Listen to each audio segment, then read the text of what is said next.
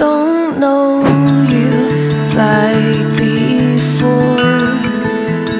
I can't tell what I stand tall for.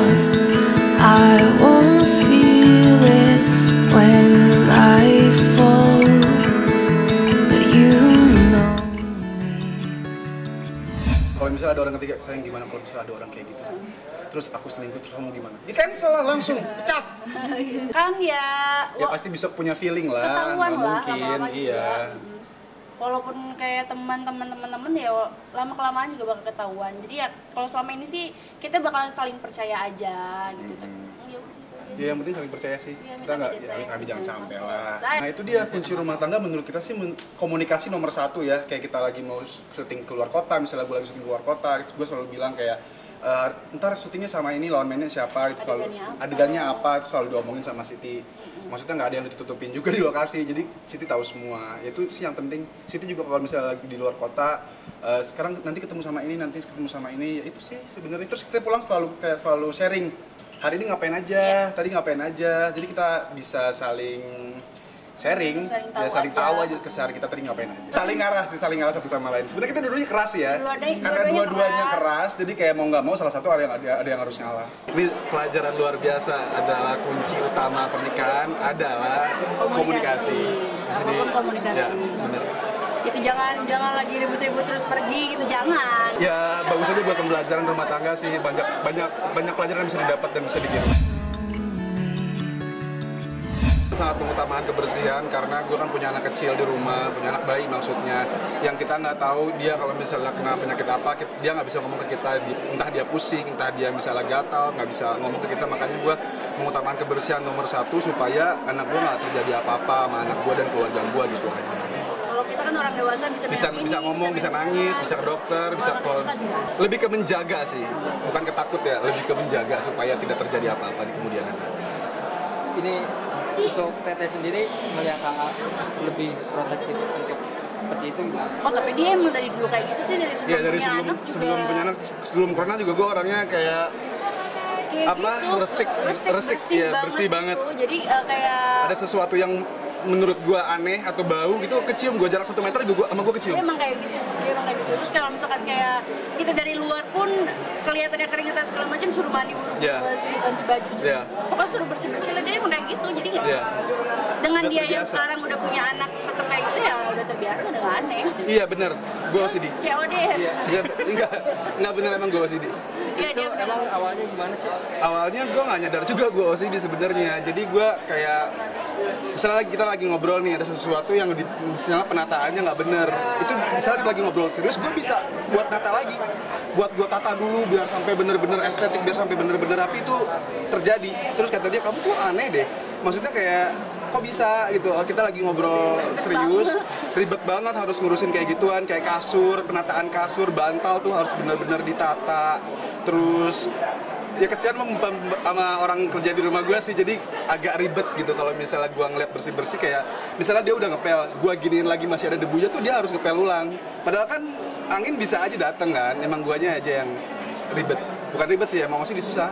Jadi kayak kepikiran aja gitu, pikiran harus kayak nggak bisa tidur malahan, kayak misalnya apa yang gue pikirin saat itu harus gue lakuin juga saat itu. Biar aja dia mah, kalau kita larang dia malah yang nggak bisa, aku nggak betah. Ya udah, kalau kita udah ngebersihin terus dikiranya dia belum bersih dan dia dibersihin lagi, udah dimain aja, udah liatin aja udah. Dan orang-orang rumah juga gitu, ya udah biarin aja gitu aja udah. Jadi akunya yang ngebiarin dia, dan aku nenangin anak-anak, takutnya anak-anak yang malah ngerasa aku kerja nggak bener ya Bu ya, ini kurang bersih ya Bu ya gitu. Dijelasin juga sama dia kalau misalnya aku tuh OCD, jadi emang harus sabar. Buat konsul ke dokter lebih lanjut sih belum ya, cuman gue masih, menurut gue ini masih taraf yang masih aman. Masih aman sih, belum terlalu mengganggu banget. Mengganggu sih, jadi ya aman-amannya lebih bagus kan, dia lebih bersih gitu. Jadi sekarang kayak ya lebih bersih aja, jadi lebih seneng lah. Ya nggak seneng-seneng banget. Lebih seneng karena nggak ngapa-ngapain, biar saya semua gue yang bersih. Jadi kan dari mana sih? Kamu dari Makassar. Dari Makassar tuh kan aku kayak nggak enak badan gitu, kayak flu, kayak ngerasa pilek, tenggorokan sakit kayak gitu-gitu loh. Wah, gejala nih. Gejala tuh saya Serem bahaya banget banget, nih. serem. Pokoknya kamu pulang jangan masuk rumah dulu. Iya. Swab dulu, dan kita selalu sedia swab antigen di rumah gitu loh langsung. Jadi pas di rumah aku di mobil sih aku antigen langsung colokin sampai ke ujung banget, aku korek-korek bodo amat, bersin-bersin deh gitu. Terus ya hasilnya negatif, tapi dia kayak tungguin. Kan suka lama kan kadang-kadang. Tungguin. Ya udah jadi nunggu beberapa menit dulu, ada kali 20 menit tadi. Enggak lah, lebay banget, paling 5 2 jam sih. Iya, ya harus lah, Sekarang karena kan kalau ada ada anak baby kecil kan, kan. takutnya kalau misalnya anak kecil sakit kan belum bisa ngomong.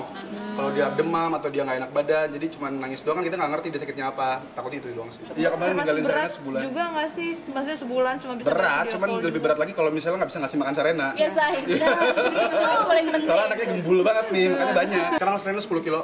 Di 5 bulan ini dia 10 kilo. Hampir 10 kilo. 9,8, 9,9, ya segituan lah. Udah MPS. Udah MPASI. Udah MPASI. Udah mulai MPASI.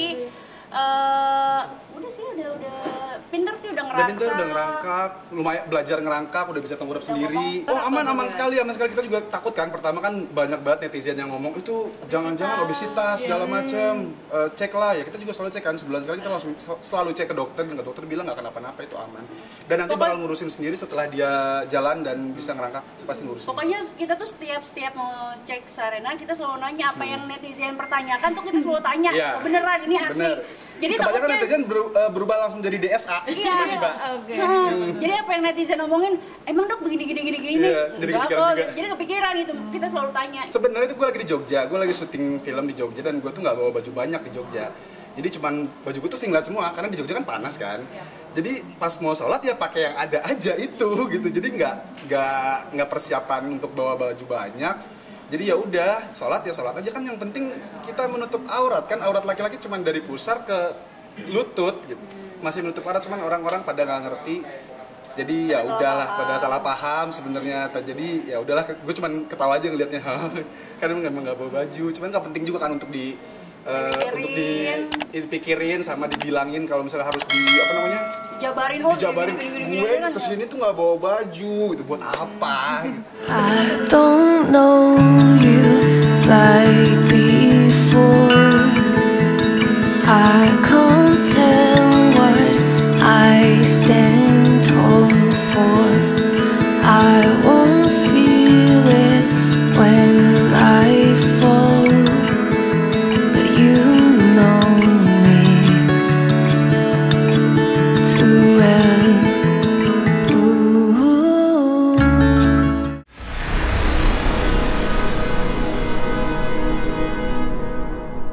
Jadi jangan lupa untuk subscribe Cumi Cumi. Ditekan ya tombol lonceng merahnya.